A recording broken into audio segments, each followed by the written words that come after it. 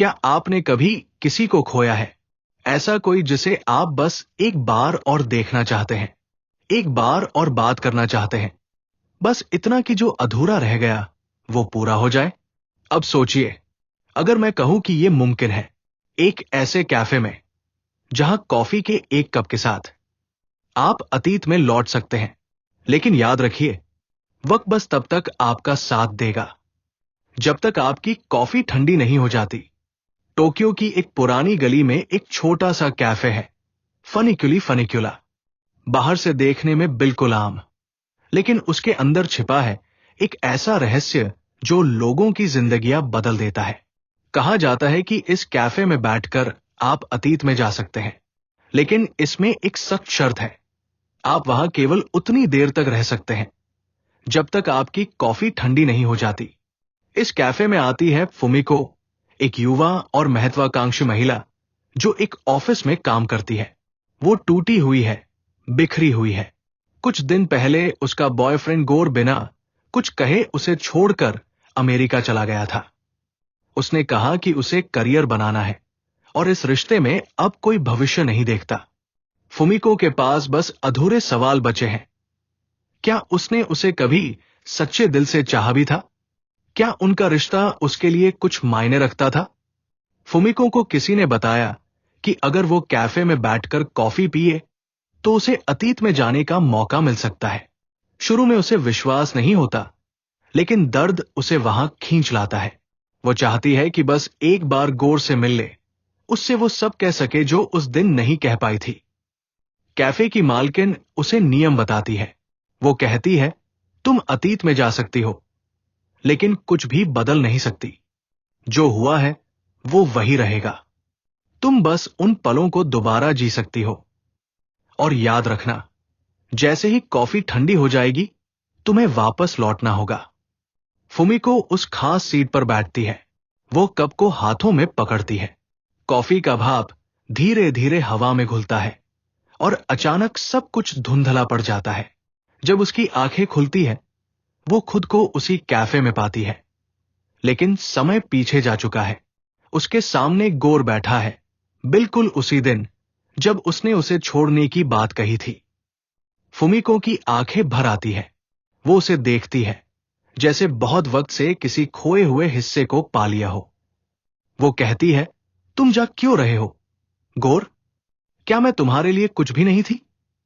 गोर कुछ पल चुप रहता है, फिर शांत आवाज में कहता है, फुमिको, मैं तुम्हें प्यार करता हूं, लेकिन अगर मैं अब नहीं गया तो मैं कभी अपने सपनों तक नहीं पहुंच पाऊंगा।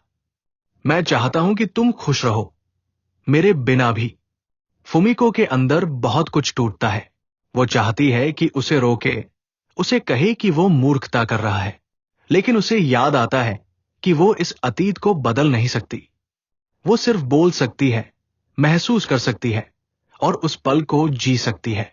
उसकी आंखों से आंसू बहते हैं।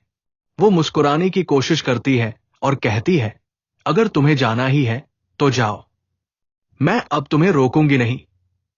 लेकिन जब कभी तुम कॉफी पीना तो याद रखना, मैंने भी तुम्हारे साथ वो आखिरी घूंट साझा किया था। कॉफी का तापमान धीरे धीरे गिरने लगता है। फुमिको महसूस करती है कि उसका शरीर भारी हो रहा है और फिर सब कुछ धुंध में बदल जाता है।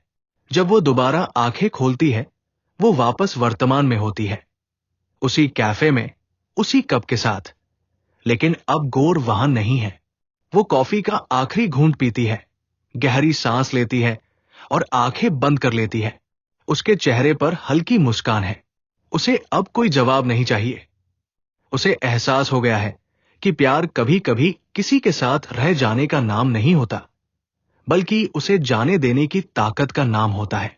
यह कहानी हमें सिखाती है कि जीवन में कुछ बातें, कुछ रिश्ते और कुछ लोग हमेशा हमारे साथ नहीं रहते, लेकिन जो भावनाएं वे छोड़ जाते हैं, वे हमारे भीतर हमेशा जिंदा रहती है।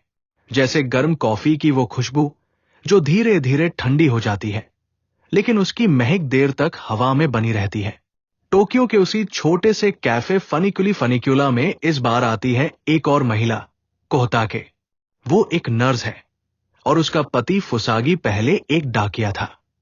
दोनों की शादी को कई साल हो चुके हैं और उनके बीच हमेशा प्यार और अपनापन रहा है।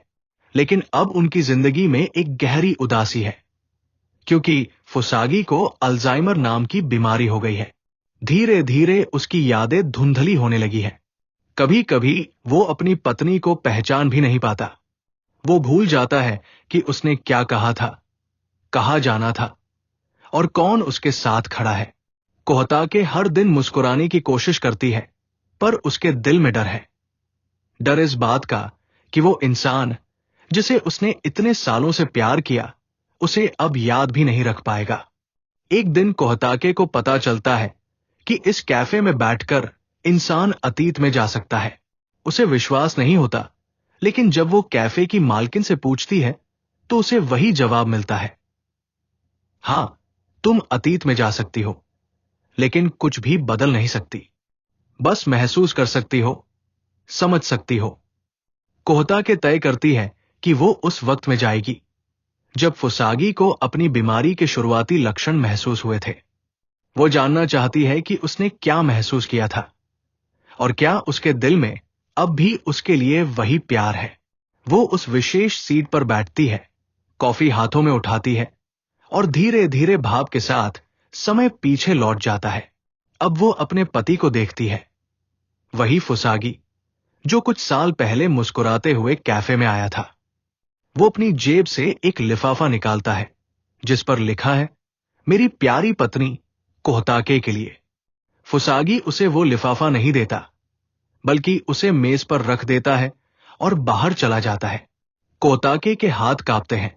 वो चाहती है कि उसे पुकारे, लेकिन वो जानती है वो नियम नहीं तोड़ सकती। वो बस उस चिट्ठी को उठाती है और पढ़ने लगती है। उसमें लिखा है, प्रिय कोहताके, अगर एक दिन मैं तुम्हें पहचान न पाऊं, अगर मैं तुम्हारा नाम भूल जाऊं, तो याद रखना, मेरा दिल कभी तुम्हें नहीं भूलेगा। मैं तुम्हें शायद देख न पाऊं, लेकिन हर सुबह जब सूरज की किरण मेरे चेहरे पर पड़ेगी, वो तुम्हारे स्पर्श जैसी होगी। और जब बारिश होगी, तो समझना कि मैं वही हूं, तुम्हारे पास। कोहताके की आंखों से आंसू बहने लगते हैं। वो मुस्कुराती है, क्योंकि उसे अब समझ आ गया है कि यादें मिट सकती हैं, पर सच्चा प्यार नहीं। वो धीरे धीरे कॉफी का आखिरी घूंट पीती है और जैसे ही कप ठंडा होता है, सब कुछ धुंध में खो जाता है। जब वो वर्तमान में लौटती है, तो उसकी आंखों में शांति है। घर लौटकर वो देखती है कि फुसागी उसे पहचान नहीं पा रहा, लेकिन जब वो उसके पास बैठती है, तो फुसागी उसकी ओर देखता है और हल्की मुस्कान देता है। शायद वो उसे सच में पहचानता नहीं, लेकिन उसके दिल की गहराई में कहीं न कहीं वो अब भी जानता है कि ये वही औरत है जिसके साथ उसने जिंदगी के सबसे खूबसूरत पल बिताए थे। ये कहानी हमें बताती है कि प्यार सिर्फ यादों पर टिका नहीं होता, वो एहसासों में होता है, आदतों में होता है और कभी कभी बस उस चुप्पी में होता है जहां दो लोग बिना कुछ कहे भी एक दूसरे को समझ जाते हैं। कभी यादें साथ नहीं रहती, पर मोहब्बत हमेशा रह जाती है। जैसे कॉफी का स्वाद जो भले ही ठंडा हो जाए, पर उसकी मिठास जुबान पर रह जाती है। कैफे फनिक्यूला की गर्म कॉफी की खुशबू आज कुछ ज्यादा ही भारी लग रही है। हर कप के साथ कोई कहानी जुड़ी होती है और आज की कहानी दो बहनों की है, हिरामी और कुमी। हिरामी एक आजाद ख्यालों वाली लड़की है। उसे दुनिया घूमना पसंद है, नए लोगों से मिलना, अपनी जिंदगी अपने तरीके से जीना। दूसरी ओर उसकी छोटी बहन कुमी बिल्कुल अलग है, शांत, जिम्मेदार और बेहद भावनात्मक। दोनों के बीच प्यार भी है और झगड़े भी, जैसे हर बहन के बीच होते हैं, छोटी छोटी बातों पर तकरार और फिर एक दूसरे के बिना रह न पाना। लेकिन जिंदगी ने दोनों के बीच एक बहुत बड़ी दूरी डाल दी, मौत की। कुमी की अचानक एक हादसे में मौत हो जाती है। हिरामी उस दिन उससे झगड़कर घर से निकली थी। वो आखिरी बार अपनी बहन से कह भी नहीं पाई कि उसे कितना प्यार करती है। अब वो हर दिन खुद को कोसती है, हर रात उसी पल को याद करती है। वो पल जब अगर उसने एक शब्द सॉरी कह दिया होता, तो शायद उसका दिल हल्का होता। एक दिन किसी ने उसे बताया कि कैफे फनिक्यूली फनिक्यूला में जाकर वो अपनी बहन से मिल सकती है, बस थोड़ी देर के लिए, जब तक उसकी कॉफी गर्म रहे। वो जानती है कि वो अतीत नहीं बदल पाएगी, लेकिन वो ये भी जानती है कि शायद उस एक मुलाकात से उसका दिल बदल जाएगा। वो उस खास सीट पर बैठती है, कॉफी उसके सामने रखी जाती है, और जैसे ही वो घूंट लेती है, हवा में वही पुरानी खुशबू फैल जाती है, वही कुमी के परफ्यूम की। धीरे धीरे सब कुछ धुंधला हो जाता है, और जब वो आंखें खोलती है, सामने उसकी बहन बैठी है। कुमी हंस रही है, बिल्कुल वैसे ही जैसे पहले, मासूम, प्यारी और निश्चिंत। हिरामी की आंखों में आंसू आ जाते हैं। वो कहती है, कुमी, मैंने उस दिन तुमसे बहुत बुरा कहा था, मुझे माफ कर दो। कुमी मुस्कुराती है और कहती है, दीदी, तुम क्यों माफी मांग रही हो? मुझे पता है तुम मुझसे कितना प्यार करती हो। मैंने तो कभी नाराजगी रखी ही नहीं। हिरामी रोते हुए कहती है, मैंने तुमसे कहा था कि मुझे अकेला छोड़ दो, और तुम सच में चली गई। कुमी उसका हाथ पकड़कर कहती है, मैं कहीं नहीं गई दीदी, मैं हमेशा यही हूं, तुम्हारे अंदर, तुम्हारी यादों में। कॉफी की भाप धीरे धीरे गायब होने लगती है। समय खत्म हो रहा है। हिरामी चाहती है कि वो समय को रोक ले, कि वो कुछ और पल अपनी बहन के साथ बिता सके, लेकिन उसे पता है कि अब बस आखिरी कुछ सेकंड बचे हैं। वो अपनी बहन को कसकर गले लगाती है और कहती है, धन्यवाद कुमी, मुझे सुकून देने के लिए। धीरे धीरे सब कुछ धुंधला पड़ जाता है, और जब वो वर्तमान में लौटती है, उसके चेहरे पर एक अजीब सी शांति है। वो अब जानती है कि उसकी बहन चली गई है, लेकिन उस बहन का प्यार, उसकी हंसी, उसकी मौजूदगी, वो कहीं नहीं गई। कभी कभी हम जिनसे प्यार करते हैं, वो हमेशा हमारे पास नहीं रहते, लेकिन उनका हिस्सा, उनका स्पर्श, उनकी मुस्कान हमारी यादों में हमेशा जिंदा रहती है। कुछ लोग सिर्फ इसलिए हमारे जीवन में आते हैं ताकि हमें सिखा सकें कि विदाई भी एक तरह का प्यार होती है। और जब हिरामी कैफे से बाहर निकलती है, हवा में उसे फिर वही खुशबू महसूस होती है, कुमी की, उसकी छोटी बहन की। वो मुस्कुराती है और धीरे से कहती है, कॉफी ठंडी हो गई होगी, पर तेरी यादें अभी भी गर्म है। कैफे फनिक्यूली फनिक्यूला में आज माहौल थोड़ा अलग है। कॉफी की खुशबू वही है, पर हवा में एक अनकहा डर, एक अनकहा दर्द तैर रहा है। इस बार यहां आती है केई, एक युवा और दयालु महिला जो उसी कैफे में काम करती है। वो हमेशा दूसरों की मदद करती है, दूसरों की कहानियां सुनती है, लेकिन आज उसकी अपनी जिंदगी एक ऐसे मोड़ पर है जहां उसके पास बहुत कम समय बचा है। केई गर्भवती है। डॉक्टरों ने उसे साफ कह दिया है, उसकी तबीयत बहुत नाजुक है। अगर उसने बच्चे को जन्म दिया तो शायद वो जिंदा न रह पाए। ये खबर उसके दिल को तोड़ देती है, लेकिन उसके चेहरे पर अब भी एक हल्की मुस्कान रहती है। वो कहती है, अगर मेरा बच्चा इस दुनिया में आएगा तो मैं चाहती हूं कि उसे पता हो, उसकी मां ने उसे दुनिया का सबसे प्यारा तोहफा दिया, जिंदगी।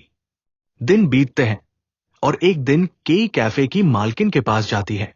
वो कहती है, मैं भविष्य में जाना चाहती हूं, अपने बच्चे से मिलना चाहती हूं, बस एक बार। मालकिन उसे देखती है, जानती है कि नियम वही है, वो कुछ बदल नहीं सकती, वो ज्यादा देर नहीं रह सकती। लेकिन एक मां की इच्छा को कौन रोक सकता है? केई उस परिचित सीट पर बैठती है, कॉफी का प्याला हाथों में लेती है। भाप धीरे धीरे उठती है और उसके साथ ही समय बदलने लगता है। जब उसकी आंखें खुलती है, वो कुछ साल आगे के भविष्य में पहुंच चुकी है। वो एक छोटे से लड़के को देखती है जो कॉफी टेबल पर बैठा किताब पढ़ रहा है। लड़का सिर उठाकर मुस्कुराता है और कहता है, आप मेरी मां है ना? केई की आंखों से आंसू झरने लगते हैं। वो उसके पास जाती है, उसके बालों को सहलाती है और कहती है, हाँ बेटा, मैं तुम्हारी मां हूं, मुझे माफ करना, मैं तुम्हारे साथ नहीं रह सकी। लड़का मुस्कुराता है और कहता है, आपको माफी मांगने की जरूरत नहीं है मां, मुझे पता है कि आपने मुझे इस दुनिया में आने का मौका दिया। और पापा हमेशा कहते हैं कि जब भी कॉफी की खुशबू आती है तो लगता है कि आप यही कहीं आसपास है। केई उस पल को दिल में समेट लेती है। वो जानती है कि समय खत्म होने वाला है, कॉफी ठंडी होने लगी है।